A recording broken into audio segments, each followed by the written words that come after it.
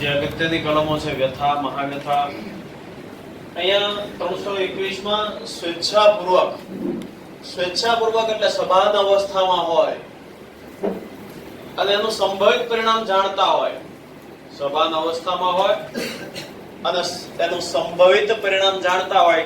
ધારો કોઈને આપણે એવું પાઇપ મારીએ ફ્રેક્ચર થઈ જાય એવું જાણતા હોય, સામાન્ય રીતે માણસને એટલી બુદ્ધિ હોય તો જે કઈ કૃત્યનું સંભવિત પરિણામ જાણતા હોય એ કૃત્ય પરિણામ જાણતા હોવા છતાં બીજાના ઉપર કરવું એવું તો એ સ્વેચ્છાપૂર્વક કરેલું કૃત્ય કહેવાય. અને સ્વેચ્છાપૂર્વક હોય તો જ સજાને પાત્ર છે. જો ઈરાદાપૂર્વક ન હોય, સ્વેચ્છાપૂર્વક એટલે ઈરાદાપૂર્વક એવું જ એનો અર્થ થાય. બરાબર? તો અહીંયા સ્વેચ્છાપૂર્વક વ્યથા અને સ્વેચ્છાપૂર્વક મહાવ્યથા એ બે કલમ છે, એની વ્યાખ્યાઓ છે. હવે અહીંયા સજાની કલમ, જો કોઈ સ્વેચ્છાપૂર્વક વ્યથા કરે, અહીંયા આપણે હથિયારનો પ્રકાર પાડ્યો છે. બ્લન્ટ હથિયારો, બ્લન્ટ એટલે કે ધાર કે અણી હોય નહીં, મુઠ્ઠા હથિયાર, આપણે લાકડાનો ધોકો હોય, બેટ હોય, બેઝબોલના ધોકા હોય. વિસ્તાર હોય અલગ અલગ હોય. સિટી મારામારી થઈ હોય તો આપણને બેટ અને બેઝબોલના ધોકા ને સ્ટમ્પ ને એવું મળે. ગામડામાં મારામારી થઈ હોય તો બાવળના લીમડાના ધોકા હોય. બરાબર? અથવા તો ખુલ્લા હાથે મારામારી કરે, ખાલી લાફો મારે તો 323 થાય છે. બરાબર? એટલે હથિયાર, એવા હથિયારનો ઉપયોગ કરે કે જેનાથી કઈ શરીરમાં કપાઈ જવાનો પ્રશ્ન નથી. એવો હથિયાર ધારદાર અણી વાળું નથી, અણી વગરના હથિયાર છે, ધાર કે અણી વગરના. એવા લાકડાના ધોકા વગેરેથી સામાન્ય રીતે વાગ્યું હોય તો 323 અને 1 વર્ષની સજાને પાત્ર છે. વધારે વાગ્યું હશે તો ફ્રેક્ચર થશે. ફ્રેક્ચર જેવી ઈજાઓ થઈ હોય, ફ્રેક્ચર થયું હોય તો એ મહાવ્યથામાં ગણાશે. તો ત્યારે 7 વર્ષની સજાને પાત્ર થશે. બરોબર?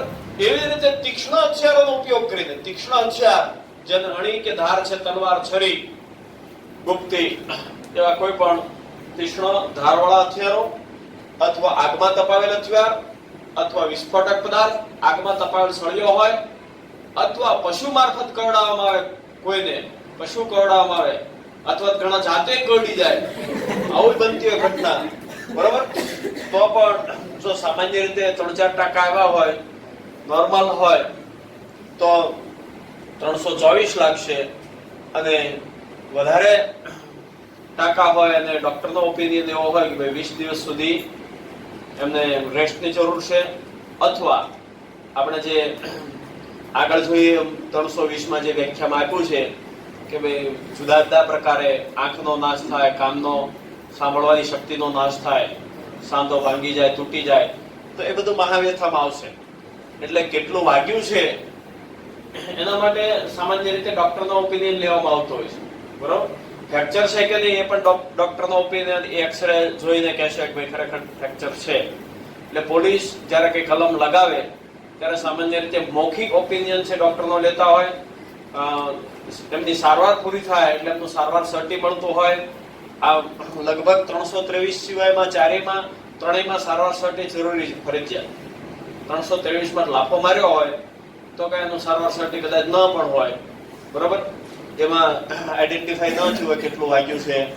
પણ આ બાકીની ત્રણેય કલમ 324, 25 અને 26 માં મેડિકલ સર્ટિફિકેટ આધારે ચાર્જશીટ સમય ફેરફાર કરી શકે પોલીસ. ધારો જે તે સમયે 24 લગાડી પણ ડોક્ટરનું સર્ટિફિકેટ આવ્યું કે ગંભીર પ્રકારની વ્યથા હતી તો એનાથી 24 માંથી 26 માં કન્વર્ટ કરી શકાય. તો આ 4 માંથી એક કલમ કોઈ પણ પ્રકારની મારામારીમાં સામાન્ય રીતે હશે. 4 માંથી એક કલમ હંમેશા વપરાશે. ઘણી વખત એક કરતા વધારે કલમ પણ વપરાણી હોય એવું બની શકે. એટલે 4 મોસ્ટ આઈએમપી છે. એમાં સજા પણ એટલે જ લખી છે. સામાન્ય રીતે સજા પૂછાય નહીં, પણ આમાં પૂછાવાની સંભાવના ગણી શકાય, કારણ કે આ મોસ્ટ ઇમ્પોર્ટન્ટ કલમ છે.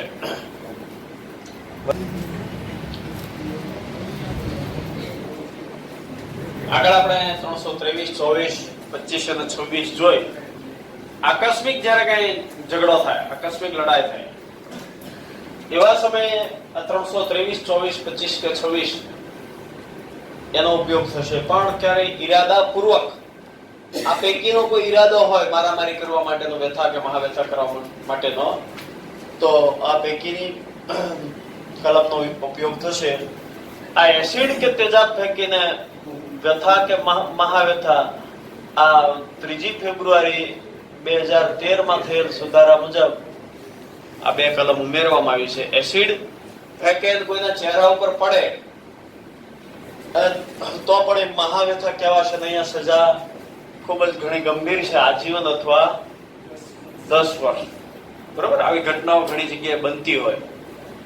તો આપણે પહેલા 320 માં પણ એસિડ થી ગઈ વ્યથા થાય એનો ઉલ્લેખ નહોતો, સ્પષ્ટ અલગથી ઉલ્લેખ એમાં પણ કરવામાં આવ્યો.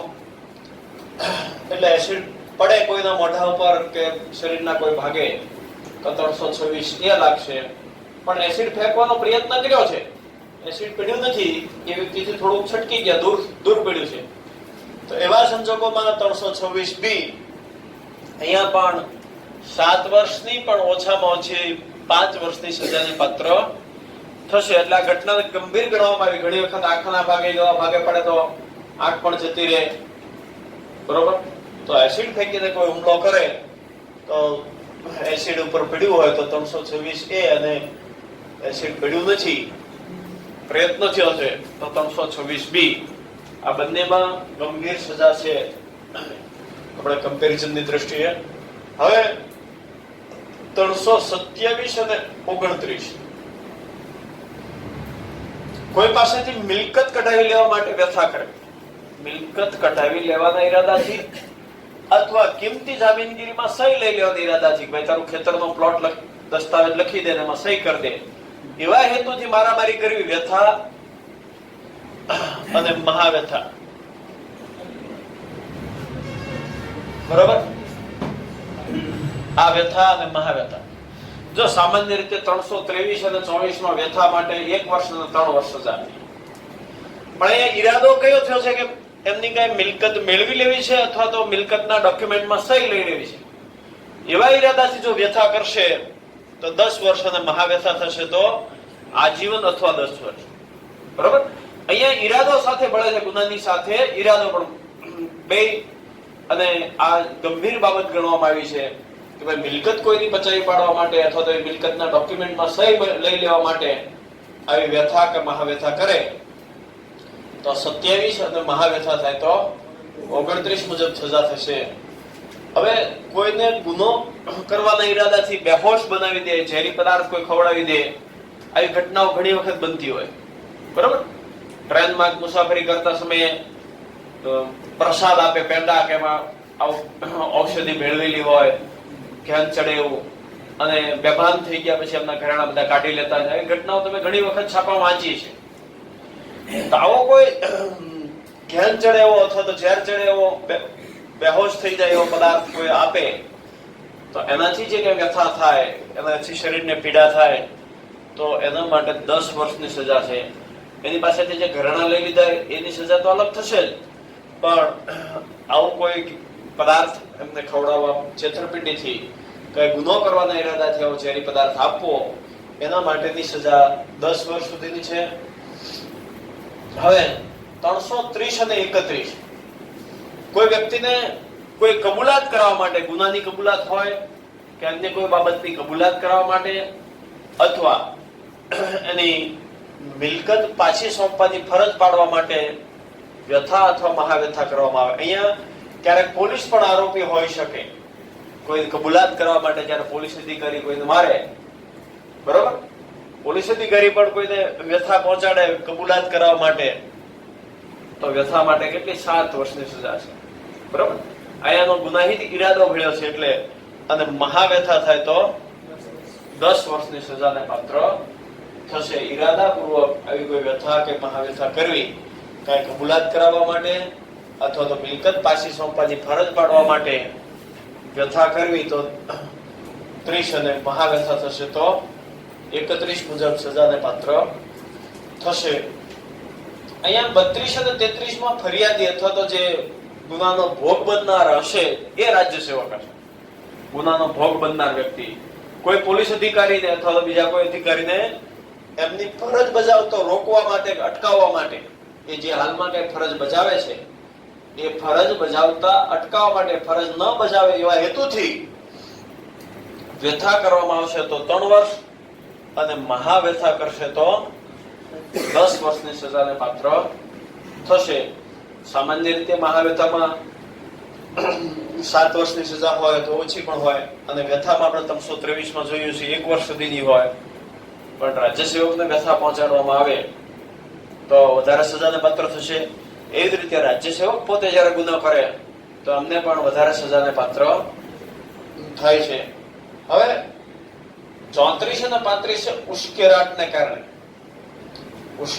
કારણે ધારો કે તમને કોઈ વિના વાકે કોઈ ગાળો દે તો તમને ઉશ્કેરાટ એના પ્રત્યે ઉભો થાય.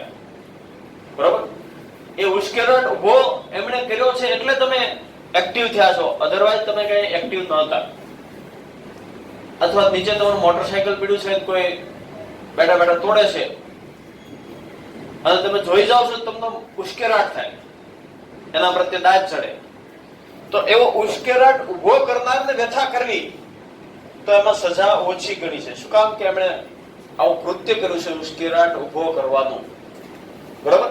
નહીતર તમે એની સાથે કોઈ મારામારી કરે જ નહીં એવું અનુમાન કરવામાં આવે છે. એટલે ઉશ્કેરાટને કારણે થયેલી મારામારી વ્યથા હોય તો 1 મહિનો અને મહાવ્યથા થાય તો 4 વર્ષ. જો આઈપીસી માં મારી દ્રષ્ટિએ 4 વર્ષની સજાને પાત્ર એક જ માત્ર કલમ છે.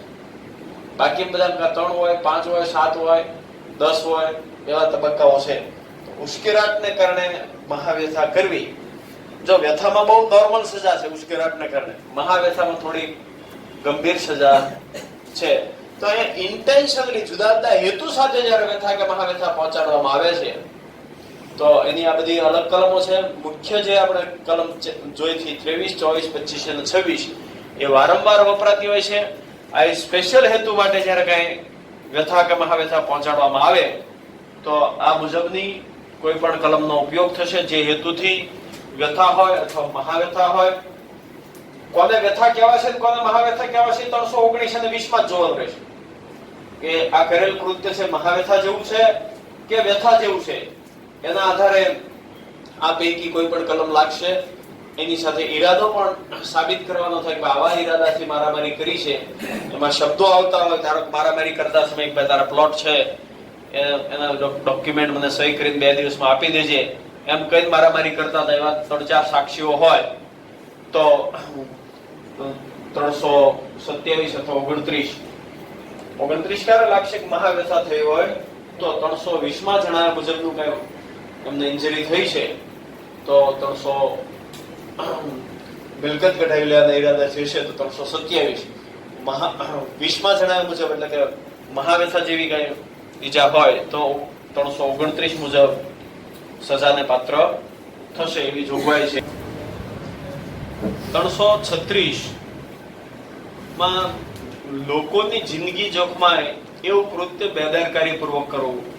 ફોર એક્ઝામ્પલ તરીકે આપણે છૂટા પથ્થર ફેંકતા હોય કે બીજી એવી કોઈ પ્રવૃત્તિ કે જેના કારણે લોકોની જિંદગીને જોખમ ઊભું થાય એવું કૃત્ય બેફામપણે કૃત્ય કરવું તો એના દ્વારા કોઈને જ્યારે વ્યથા થશે તો 337 મુજબ અથવા મોટરસાયકલના બેફામપણે ચલાવે 279 મુજબ અને એના કારણે વ્યથા થાય તો પણ 337 લાગશે.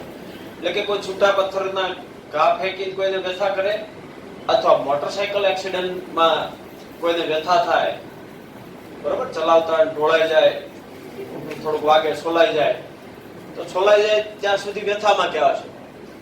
પણ સ્પેર પાર્ટમાં કઈ ખામી આવી ગઈ હોય, એક્સરે માં તિરાડ બતાવે ભાઈ આ 2 હાડકા થોડાક જુદા થઈ ગયા છે, 2 સેન્ટીમીટર અંતર થોડુંક થઈ ગયું છે ને 1 મહિનો સુધી એમને પ્લાસ્ટર બાંધવું પડશે, બરોબર.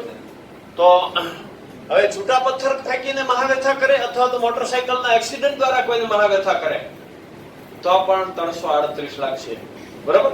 અહીંયા બેદરકારી ભરેલા કૃત્ય માટે આપણે 2 કલમ નક્કી થઈ છે. એક તો 279 એ વાહન સાથે હોય તો અને વાહન વગર જ્યારે બેફામપણે બેદરકારીપૂર્વક લોકોની જિંદગી જોખમાય એવું કૃત્ય કરવું તો 337. એ બે માંથી કોઈ પણ રીતે વ્યથા થાય તો 37 લાગે અને મહાવ્યથા થાય તો 38 લાગે. બરાબર. તો મોટરસાયકલના એક્સિડન્ટ સિવાયના કોઈ અન્ય બેફામપણે થતા બેદરકારીપૂર્વક થતા કૃત્યો માટે 336 આવશે. અને મોટરસાયકલ બેફામપણે ચલાવવું, કોઈ પણ વાહન બેફામપણે ચલાવવું તો એના માટે 279 છે. એના દ્વારા કેટલું વાગ્યું છે એ મુજબ 37 અથવા 38 અથવા બંને લાગે. બરાબર. અને એમાં કદાચ માણસનું મૃત્યુ થઈ ગયું હોય તો 304 એ લાગે, ફેટલ એક્સિડન્ટ.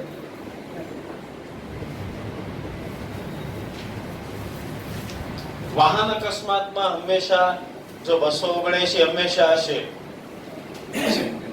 છોલાઈ ગયા હોય તો 337 હશે, પછી ફ્રેક્ચર થઈ ગયું હોય તો 338 હશે, માણસનું મૃત્યુ થઈ ગયું છે તો 304 એ હશે, વાહનને થયેલા નુકસાન માટે 427 હશે. આવી જુદી જુદી કલમ. આ ઉપરાંત મોટર વ્હીકલ એક્ટની કલમ 134 એવું કહે છે કોઈ વ્યક્તિ એક્સિડન્ટ કરે તો જેને કોઈને વાગ્યું છે એની સારવાર છે કેટલા દિવસમાં કરાવવાની? તાત્કાલિક કરાવવાની, દિવસની, એટ અ ટાઈમ. અને 24 કલાકમાં પોલીસ સ્ટેશનને જાણ કરવાની કે ભાઈ મેં એક્સિડન્ટ કર્યું છે. બરાબર.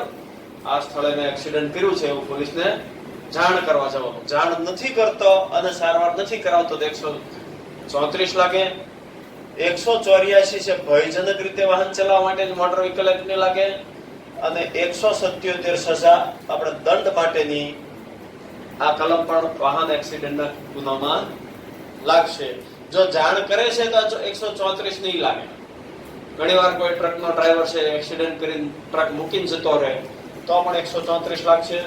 24 કલાકની અંદર જાણ કરવાની અને એટ અ ટાઈમ તાત્કાલિક છે ઈજા પામનારની સારવાર કરાવવાની હોય છે. તો અહીંયા આ બે તમને 37 અને 38 ખ્યાલ આવ્યો. કોઈ પણ વાહન દ્વારા વ્યથા કે મહાવ્યથા થાય છે અથવા છૂટા પથ્થર કે એવા કોઈ બીજા બેદરકારી ભરેલા કૃત્ય દ્વારા વ્યથા કે મહાવ્યથા થાય તો 337 અને 38 લાગશે એવી જોગવાઈ છે.